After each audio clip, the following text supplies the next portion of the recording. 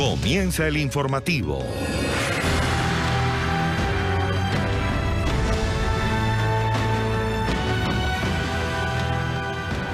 Hola, buenas, ¿qué tal? Lluvias catastróficas. Esa es la previsión de los meteorólogos en la costa este de los Estados Unidos para esta semana por la llegada del huracán Florence, que alcanzó categoría 4 de un máximo de 5 y avanza por el sureste de las Bermudas con dirección hacia la Unión Americana. El Centro Nacional de Huracanes estima que el fenómeno climatológico va a golpear los estados de Carolina del Norte y Carolina del Sur, al igual que a Virginia, muy cerca de la capital Washington, y a partir de este jueves advierten además de graves inundaciones y posibles cortes generalizados de energía. Después de la declaratoria de alerta, alrededor de 1,5 millones de personas han sido ya evacuadas como medida de prevención.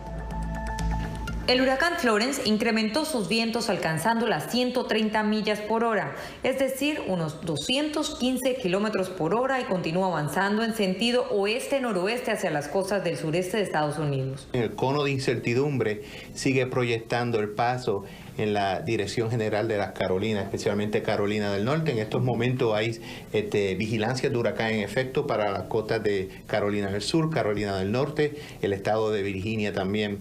La fuerza brutal de Florence y la posibilidad que intensifique sus vientos antes de tocar las costas y se quede estancado hace que sea considerado un huracán extremadamente peligroso. El problema más grande en estos momentos es que a medida que el sistema entra a la costa, lo que se está preveyendo es que el sistema desacelere significativamente. Usted imagínese un sistema que entra a tierra y literalmente se parquea, se estaciona o desacelera significativamente, como Harvey hizo el año pasado en el estado de Texas. Ese es el problema aquí más grande. Es decir, que esto es un sistema que trae para esta región todos los impactos significativos que un huracán es capaz de infligir. Las tormentas y los altos riesgos de inundación en zonas costeras debido al incremento de la marea son una de las principales preocupaciones del momento. Pues estamos hablando que a nivel local las cantidades de lluvias pueden ser devastadoras. Así es que eso es una preocupación bien inmensa en estos momentos. No es usual que un huracán de esta magnitud golpee las costas de las Carolinas. El último fue Hugo en 1989, por lo que muchos residentes jamás han experimentado el paso devastador de un ciclón categoría 4. Otra de las advertencias tiene que ver con los recortes de fluido eléctrico en las zonas que reciban el impacto de Florence. Desde Florida y otros estados se han enviado brigadas de especialistas para apoyar a los estados que resulten afectados como consecuencia del impacto de este potente huracán, y también brigadas de rescate han sido enviadas desde otros estados de la nación para atender esta emergencia. Es la información desde Miami. Soy Paola Serna para NTN 24. Y el gobierno federal toma también medidas. El presidente de los Estados Unidos, Donald Trump, ha asegurado que no va a escatimar en esfuerzos ni en recursos materiales para responder a los probables daños que deje el huracán Florence. En rueda de prensa, el mandatario ha dicho que los expertos pronostican una tormenta peligrosa de una magnitud no vista en décadas en la costa este del país. Trump ha pedido a los habitantes de Carolina del Norte, Carolina del Sur y Virginia no subestimar la fuerza del ciclón. Ha agregado además que la seguridad de los ciudadanos es la prioridad de su gobierno. La seguridad de los estadounidenses es mi principal prioridad. No escatimaremos en ningún gasto. Estamos totalmente preparados, estamos listos, estamos tan listos como nunca nadie lo ha estado.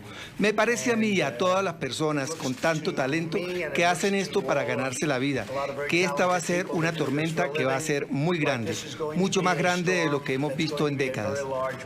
NTN 24, en el lugar de la noticia, en el este de los Estados Unidos comienzan ya a sentirse los efectos por la proximidad del huracán. En la ciudad de Alexandria, en Virginia, se han registrado inundaciones por el aumento de la marea. Tras emitirse la declaración de emergencia, los supermercados han quedado desabastecidos. Vamos a Old Town, una de las zonas afectadas, con Emiliana Molina. Emiliana, buenas noches, adelante. Las Carolinas, Virginia, Maryland y el Distrito de Columbia, todos han declarado estado de emergencia para prepararse para la llegada de este huracán Florence, categoría 4, que alcanza vientos de hasta 215 kilómetros por hora. Si bien estamos en una área que está acostumbrada a inundaciones en Old Town, Virginia, lo que pueden ver a mis espaldas, esta reja separa precisamente el río Potomac de la acera donde caminan los peatones. Y los residentes en esta área están relativamente acostumbrados a este tipo de inundaciones. pero de llegar un huracán categoría 4 a esta zona de Virginia podría causar daños catastróficos. Incluso más de 1 millón de personas se han visto forzadas a evacuar en el área de las Carolinas y en zonas de Virginia. La recomendación principal es que por favor hagan planes, y en esos planes cae llamar a las ciudades. Muchas ciudades tienen un número que es el 211, 811, y esto es para que identifiquen si tienen necesidades para evacuar o desalojar, si es que tienen que irse. Pero eso es parte de la preparación. Estamos a tiempo, podemos hacerlo ya. Muchas veces las personas esperan o no quieren salir de su casa, y entonces llega un punto donde la tormenta ya está muy fuerte, donde los rescatistas no pueden ir porque entonces su vida corre peligro. La recomendación es que hagan esos planes de emergencia hoy mismo. Si tienen ese número local con las autoridades locales, el 211, el 811, que llamen a ese número para que identifiquen su necesidad si es que tienen que desalojar o irse de sus casas. No, no me preocupo porque aquí es siempre la misma cosa. Cuando pasa un huracán o llueve mucho, la gente pone sable y la vida continúa. Este es el nivel de agua a esta hora y es por eso que las autoridades instan a las personas a prepararse y a comprar los suministros necesarios. También tener un plan de emergencia precisamente para evitar situaciones que puedan poner su vida en peligro. Y si bien los residentes de esta área están acostumbrados a este tipo de lluvia y este tipo de inundaciones, un huracán categoría 4 podría ser catastrófico para esta zona. Desde Washington, Emiliana Molina, NTN 24.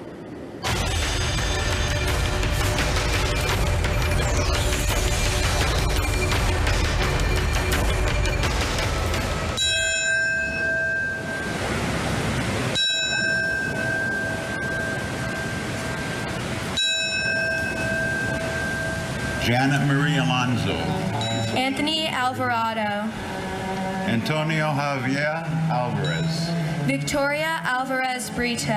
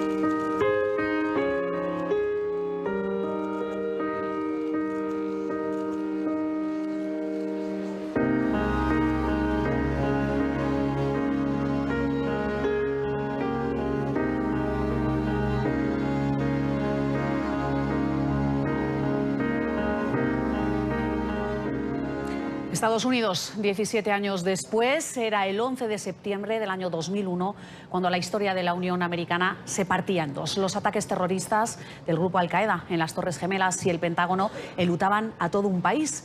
Hubo cerca de 3.000 personas muertas y pánico colectivo. Hoy cientos de ciudadanos se han reunido en la denominada Zona Cero. Allí han rendido tributo, como cada 9 de septiembre, a quienes fallecieron por la acción de suicidas que se tomaron aviones comerciales con cientos de inocentes para derrumbar los rascacielos de la Gran Manzana y la sede del Departamento de Defensa muy cerca a Washington.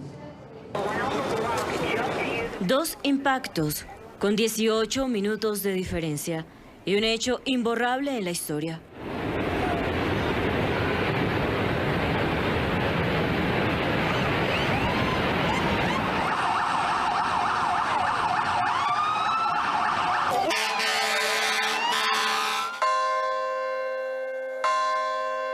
Ahora, el mundo recuerda a las cerca de 3.000 víctimas mortales del atentado a las Torres Gemelas el 11 de septiembre de 2001.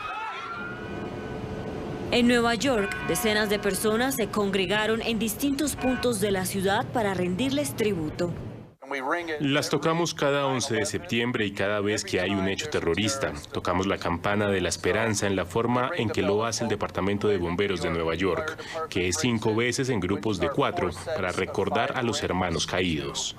Familiares y amigos de los fallecidos recalcaron que quienes perdieron la vida no serán olvidados. Aún lo tienes dentro de ti. Al venir a estos eventos, de hecho, hueles lo quemado de los edificios y todo lo que pasó en ese momento. Simplemente te regresa lo que ocurrió ese día. Es algo que tienes que tratar de olvidar, pero siempre permanece en tu corazón. Los homenajes y minutos de silencio se extendieron en distintos puntos de Nueva York y del resto del país. Las ceremonias comenzaron a las 8:46 de la mañana, la misma hora en que el primer avión impactó contra la Torre Norte. Cerca de 3.000 personas murieron en la tragedia que sigue dando forma a la política estadounidense y a la cotidianidad de las personas, incluso afuera de Estados Unidos, con nuevas medidas de seguridad en aeropuertos y terminales terrestres, aún 17 años después. Los registros históricos indican que el 11 de septiembre del año 2001 el terrorismo apagaba la vida de cerca de 3.000 personas en Nueva York, pero el costo humano de los atentados no ha parado de escalar en los últimos 17 años. Más de 2.000 personas han muerto por enfermedades atribuidas al contacto con los escombros de las Torres Gemelas. Miles más están en tratamiento y siguen luchando por su vida, entre ellos el colombiano Jaime Munévar. Hemos hablado con él y esta es su historia. Regresar a la zona cero de los atentados se ha convertido en un ritual para Jaime Munévar cada 11 de septiembre. Lo hace para intentar sanar una profunda herida en el alma que aún no cicatriza. Ver la torre caer y no tener la posibilidad de llegar en ese momento para ayudar a mis amigos a sacarlos. Sentí como si una daga me atravesara el corazón. Justo ahí, en el lado izquierdo de su pecho, Jaime porta la imagen de su mejor amigo Wilder, quien le confesó el por qué iba a trabajar todos los días en un restaurante del piso 82 de la Torre Norte, la segunda en colapsar. Querer pagarle las tarjetas de crédito a la mamá, ese era el deseo que él tenía y que no pudo cumplirle. Además del trauma psicológico, Jaime es una de las miles de personas cuya salud está severamente afectada por la exposición a los escombros de las Torres Gemelas. Siempre me ha gustado el fútbol desde Colombia, jugué en Santa Fe y ahorita no puedo correr mucho, me asfixio, sufro de asma, sufro de apnea. Las autoridades sanitarias de Nueva York advierten que las enfermedades crónicas ya cobraron la vida de más de 2.000 personas y el número seguirá escalando. A futuro, a Jaime no le genera tanta incertidumbre su condición física porque la pelea más grande que ha librado en los últimos 17 años ha sido contra sí mismo. Esta pregunta sí que me toca el corazón y es difícil. Pues la verdad, voy a decirlo, la más difícil fue el atentar contra mi vida. Tenía mucho estrés y intenté contra mi vida tomarme todas las medicinas, envenenarme. Por su parte, el presidente Donald Trump ha rendido tributo a los pasajeros del vuelo 93 de United que intentaron hacerse con el control de uno de los aviones secuestrados y evitaban así que los terroristas lo estrellaran contra el Capitolio en Washington. Desde Pensilvania, donde finalmente caía la aeronave, el mandatario ha dicho que jamás Estados Unidos se rendirá a la tiranía, al recordar el sacrificio de las personas que fallecieron en los atentados del 11 de septiembre del 2001.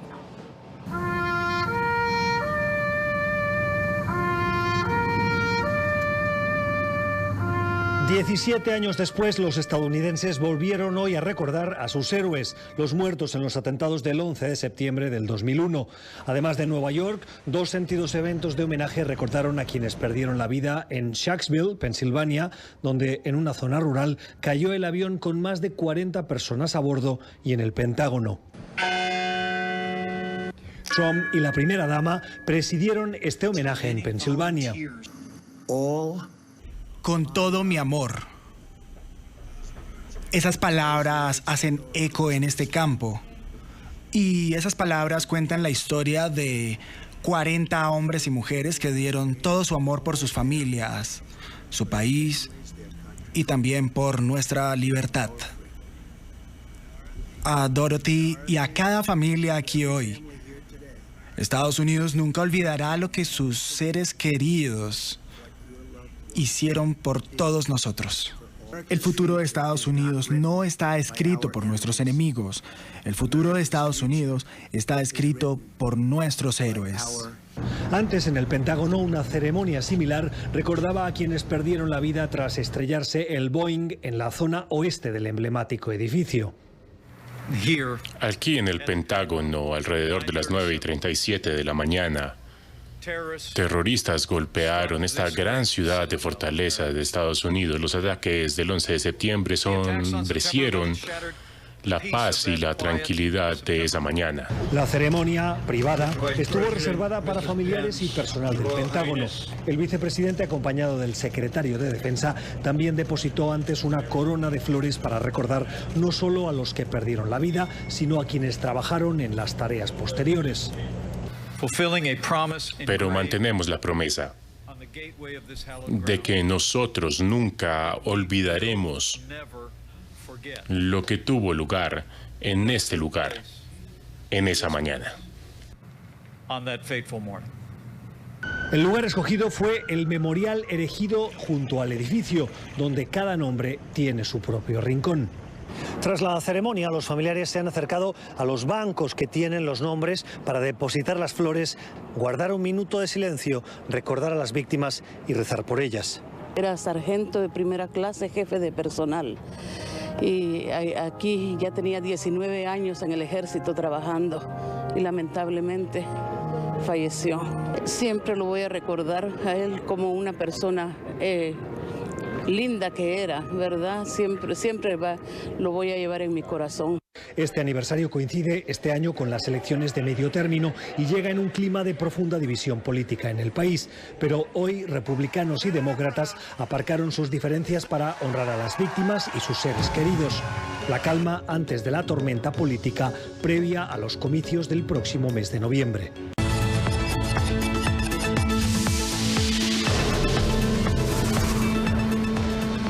Luis Inácio Lula da Silva no será el próximo presidente de Brasil, como lo predecían las encuestas tras quedar inhabilitado políticamente. El exmandatario, preso por corrupción, envió una carta en la que desiste de su candidatura. El Partido de los Trabajadores ha anunciado su nueva fórmula, integrada por Fernando Haddad para presidente y Manuela Dávila, del Partido Comunista do Brasil, para vicepresidenta.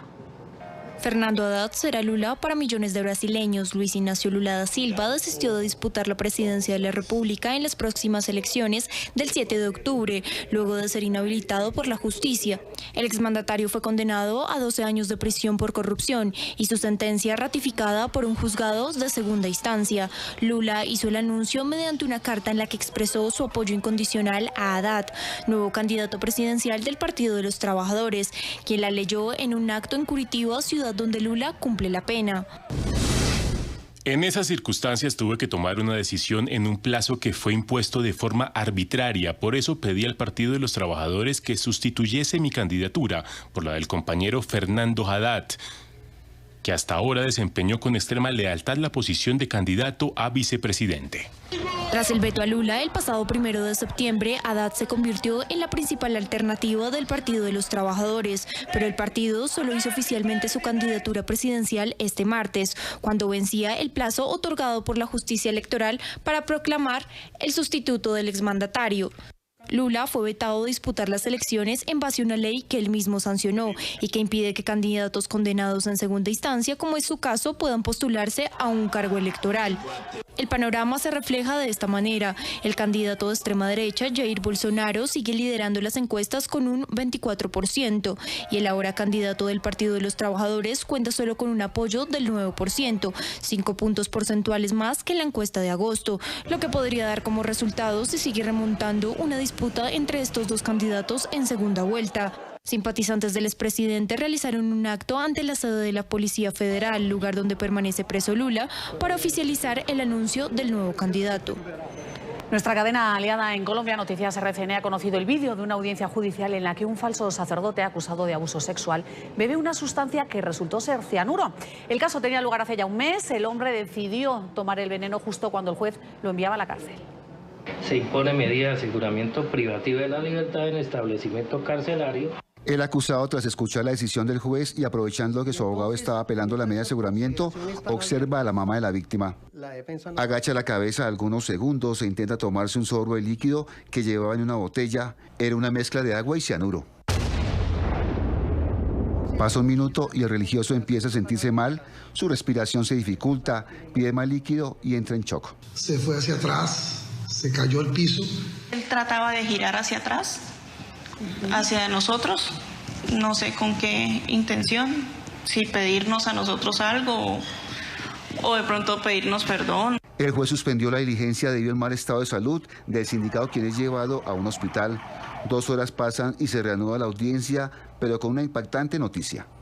¿Qué reporte tiene usted para la audiencia? El custodio que enviamos hacia la clínica me manifiesta vía celular que el señor, el padre Germán Restrepo, falleció. La muerte ocurre por acción directa de un tóxico, el cianuro, cuya administración fue vía oral. Entonces la muerte del señor Quintero queda como una muerte por cianuro, manera de muerte violenta. El asombro y el desconcierto se apoderaron de la sala de audiencias. Nadie podría creer. Me considero muy afectado por esta noticia y no creería tener la capacidad de sustentarla. La denuncia contra este hombre por abuso sexual fue publicada por el programa Cuatro Caminos de RCN Televisión. Juro ante Dios que no les toqué un pelo a esas niñas. Esto es un complot que rogamos al Señor poderlo demostrar ante estrados judiciales. Por la muerte del sindicado, el caso judicial tendrá que ser archivado. Y continúa la incertidumbre de las familias de 6 secuestrados por el ELN en el occidente de Colombia, aunque el grupo criminal anunció que se estaba adelantando el operativo para la liberación de 3 policías, 2 civiles y un militar. Todavía no hay noticias de ellos. Estas personas cumplen 39 días en poder del grupo irregular. Sus seres queridos le exigen al autodenominado Ejército de Liberación Nacional que cumpla su promesa y los deje en libertad. La mamá de Edinson está muy enferma, perdió el conocimiento, me mantienen llamando que si no pago, que eso, bueno, van a mandar un data crédito y yo no sé de dónde saqué el dinero, la verdad que ha sido muy difícil. Grupos de jubilados y pensionados se han tomado nuevamente las calles de Caracas. Esta vez han marchado hasta la sede de la Defensoría del Pueblo. Allí han exigido la cancelación total de sus pensiones. El régimen de Maduro impuso el pago de una manera fraccionada y esto, según cuentan los adultos mayores, no les alcanza para cubrir sus necesidades básicas. La avanzada edad de los adultos mayores no fue un impedimento para caminar y reclamar sus derechos. ¡Alerta! ¡Alerta! ¡Alerta que camina! ¡El hambre de Bolívar por América Latina! Sienten que les han robado la dignidad. Nosotros los venezolanos tenemos dignidad y este gobierno nos las ha quitado. Y no puede ser, yo no hablo por mí, yo hablo por todo el universo de Venezuela, por todo este país, por los niños, por los jóvenes, por los estudiantes, por los pensionados, por todo. Algunos pensionados viven de las remesas que envían sus hijos desde el exterior. Lo poco que reciben de la pensión no alcanza y fraccionado, mucho menos. Si no fuera por la ayuda de mis hijos que están en el exterior y que me mandan dinero, yo no podría comprar nada. Ni un cartón de huevo, ni siquiera el losartán potásico, que es el que uso para mi tensión. No lo puedo comprar con eso que me dan. Hasta 5 horas en largas filas para cobrar $1,50 equivalentes a 90 bolívares soberanos. Para los ancianos esto representa una humillación. Lo peor que me ha tocado vivir con él es que las piernas ya a uno no les da, porque no son 2 horas ni 3 horas, son a veces hasta 5 y 6 horas de cola. Y eso va en detrimento del organismo de todos los adultos mayores. Hasta los pensionados revolucionarios tomaron las calles, denuncian a quienes distribuyen las cajas de alimentación CLAP de robarse los alimentos. A mí me consta que algunas camaradas del ministerio están pasando hambre y tienen que morir cabelladas, comiendo espagueti pelado casi todas las semanas y lentejas, estamos hartos de lentejas y no llegan ni siquiera los 4 kilos de caraota en el CLAP y los atunes, los 8 atunes se los roban. Los adultos mayores fueron recibidos por una comisión de la Defensoría del Pueblo, quienes prometieron dar respuesta en los próximos días. En Caracas, soy Oliver Fernández, NTN 24.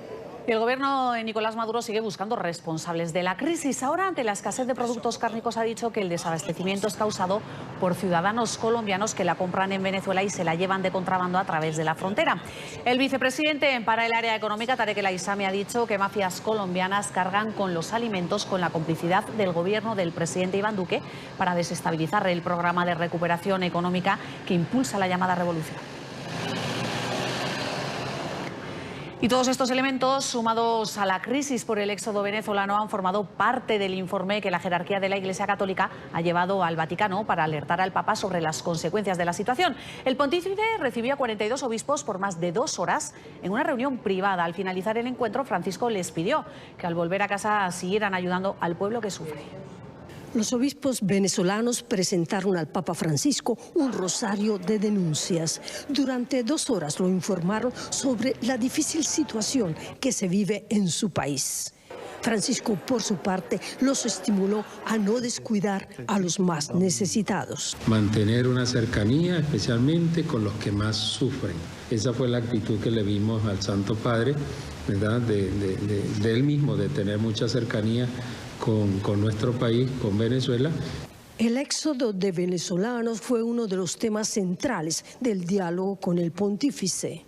Sí, el Santo Padre está muy preocupado por el problema migratorio que a nivel mundial lo tenemos y está muy preocupado por la situación nuestra que como país estamos experimentando y por eso nos pidió a nosotros los obispos de estar cercanos a nuestro pueblo, de buscar respuestas. El Papa insistió en la apertura de un canal de solidaridad. Que se abra canales, posibilidades para que puedan llegar ayudas alimentarias, medicamentos, instrumentos médicos, etcétera, e incluso libros que no nos están llegando. Durante la reunión también afrontaron la violación de los derechos humanos. Las noticias que cada día nos llegan pues son noticias de mucha represión también y sobre todo de utilizar los organismos de seguridad para hacer lo que quieran. Los obispos venezolanos le expresaron al Papa su solidaridad frente a los últimos ataques de los cuales ha sido blanco el Papa Francisco. El pueblo venezolano es un pueblo que ama al Papa. Ha habido algunos grupos allí en Venezuela que han querido hacer ver que el Papa está con el gobierno y los obispos somos rebeldes porque no estamos con el Papa y por ende no estamos con el gobierno. Le hemos dicho al Papa que nosotros sencillamente somos hombres de iglesia. Los obispos venezolanos ven como un hecho positivo el envío de un funcionario de la Organización de las Naciones Unidas a la frontera colombo-venezolana para administrar la crisis migratoria. Desde Ciudad del Vaticano, Mari Villalobos, NTN 24. Y en Chile este martes se conmemoran 45 años del golpe militar que derrocó a Salvador Allende en el año 1973. Con un acto en la antigua sede del Congreso en Santiago se ha recordado a las miles de víctimas del régimen militar encabezado por Augusto Pinochet. Una ceremonia ecuménica ofrecida a los trabajadores del Palacio de la Moneda fue el acto principal organizado por el gobierno de Chile para conmemorar los 45 años del golpe militar. 45 años desde la muerte del presidente Allende, el bombardeo de la Moneda y el término del gobierno de la Unidad Popular. 45 años desde el inicio del gobierno militar. Por su parte, la Fundación Salvador Allende y el Congreso de Chile organizaron en paralelo una ceremonia. Desde la familia del expresidente Allende lanzaron fuertes críticas al presidente Piñera por realizar, según ellos, esta conmemoración a puerta cerrada. Creo que no tiene ya más sentido referirse a esa ceremonia pobretona hecha en 4 paredes encerradas, porque está de espalda lo que siente la ciudadanía y el pueblo. El golpe militar ocurrido el 11 de septiembre de 1973 aún divide a los chilenos. Así lo señaló en NTN 24 el analista político Javier Silva. Básicamente el pueblo chileno en general y la política en particular se sigue dividiendo en un día como hoy, un 11 de septiembre. Y es porque siguen habiendo 2 modelos al menos en pugna de proyecto país. Durante la jornada de este martes, como ya es tradición, amigos del expresidente Salvador Allende llevaron flores hasta la estatua del exmandatario en la Plaza de la Constitución, ubicada en el centro de la capital chilena. Sin duda, el 11 de septiembre de 1973 será una fecha que marcará un antes y un después en la historia de Chile. Soy Juan Pablo Monsalve, este es un informe para NTN 24 desde Santiago de Chile.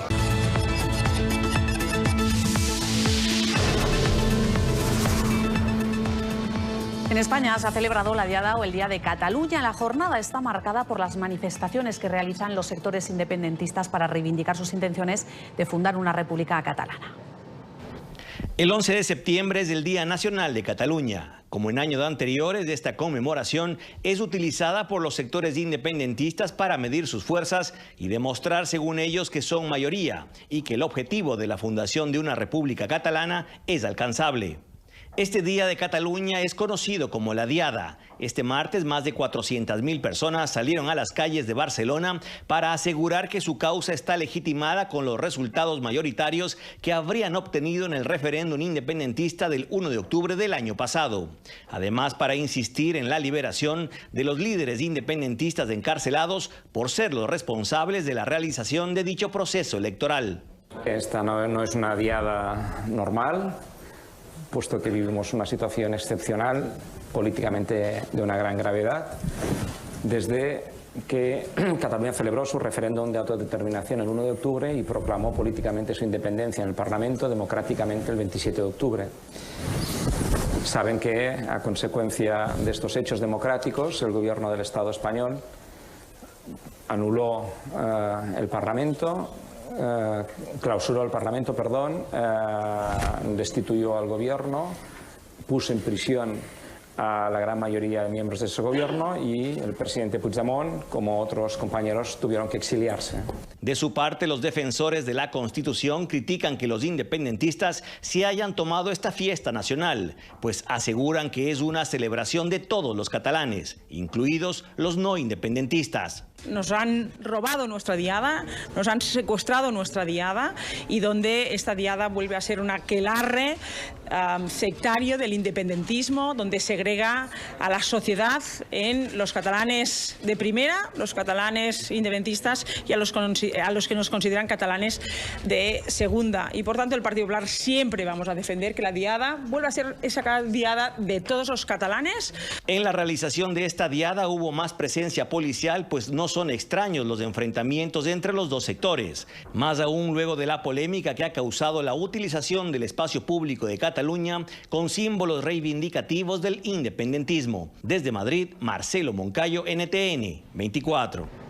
Y Naciones Unidas ha alertado sobre las implicaciones que podría tener la ofensiva militar sobre la ciudad de Idlib, en Siria. Este martes, el secretario general de la ONU, Antonio Guterres, ha hecho un llamado para evitar un enfrentamiento en esta zona considerada bastión de la oposición. Según Guterres, lanzar ataques sobre esta localidad desataría una pesadilla humanitaria sin precedentes. Ha hecho además un llamado a las partes involucradas a no escatimar esfuerzos para encontrar soluciones que protejan a los civiles. Recurro a todos los partidos directa e indirectamente involucrados y en particular a los tres garantes de la zona, específicamente a Irán, Rusia y Turquía, a que no escatimen en esfuerzos para encontrar soluciones que protejan a los civiles, preserven los servicios básicos en los hospitales y aseguren el completo respeto a la ley humanitaria internacional. Y Rusia ha comenzado este martes uno de los más grandes simulacros militares desde la caída de la Unión Soviética. Las maniobras tienen lugar en medio de grandes tensiones con Occidente y en vísperas de una probable escalada del conflicto en Siria. Una de las primeras operaciones fue el desembarco de unidades de infantería de marina a unos 400 kilómetros de Alaska. Parte de los ejercicios se desarrollan en la frontera con China y Mongolia, cuyas tropas también participan en las maniobras que el Kremlin ha calificado ya de rutinarias. Y la movilidad aérea de Europa se va a ver afectada este miércoles. Pilotos y auxiliares de vuelo de la compañía irlandesa Ryanair han convocado este miércoles a una huelga de 24 horas. Los empleados de la aerolínea de bajo costo exigen mejores salarios y condiciones laborales. El paro afectará a los pasajeros de unos 150 vuelos que han tenido que ser cancelados por la paralización de actividades. Los presidentes de Rusia, Vladimir Putin, y de China, Xi Jinping, han sido protagonistas este martes de una curiosa imagen. Los mandatarios compartieron un momento de esparcimiento al margen del Foro Económico Oriental que se desarrolla en la ciudad rusa de Vladivostok. Protegidos con delantales de cocina, Putin y Xi Jinping se ven preparando canapés con caviar antes de hacer un brindis con vodka ruso. Así finalizamos este informativo aquí en NTN24, el canal de las Américas. A continuación, el programa Zoom a la noticia. Sigan informándose por Twitter en @NTN24 y recuerden consultar todas las noticias en nuestro portal web www.ntn24.com. Gracias por estar ahí. Hasta luego.